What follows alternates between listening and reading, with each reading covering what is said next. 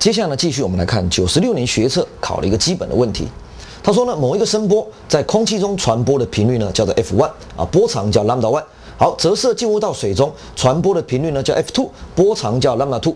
来，你还记得我们前面讲过这个光的折射吗？对不对？这折射主要就是因为它在介质中的怎么样速率不同。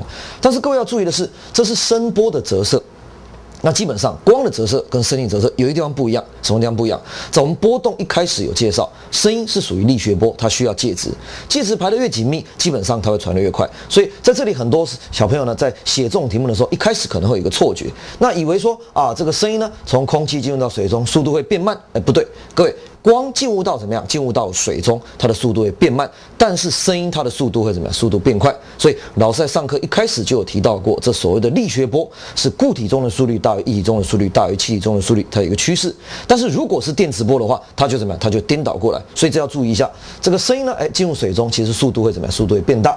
那基本上它只是考大家一个基本观念，到底是 A F1 等于 F2， 还是 B lambda1 等于 lambda2， 还是 C F2 呢大于 F1， 还是 D 呢 lambda2 小于 lambda1。好，不过基本上这个题目呢考大家一个基本观念。那我们这里呢也不用讨论什么问题，答案就是什么？答案就是 A。那频率一定是什么？频率一定是相同的。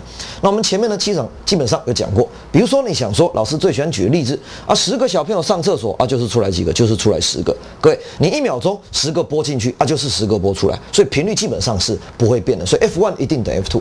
好，各位，根据 V 等于 F 这个 F lambda， 那我们前面讲到哈，如果你声音进入到什么水中，其实速度会变大，跟光不太一样，所以基本上 V2 应该是大于 V1。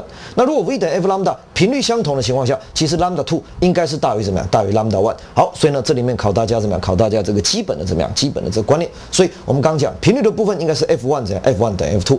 波长的话应该是 lambda2 大于 lambda1，lambda2 大于 lambda1，这个频率应该是相等。所以我想这个题目应该算是还蛮基本的一个问题。所以在这里呢，我想这个基本的公式 V 等于 F lambda 这是一定要会的哈。那接下来呢考试就是考你怎么样？考你观念的整合、观念应用。所以等一下我希望你在讲义上自己呢再练习做一次。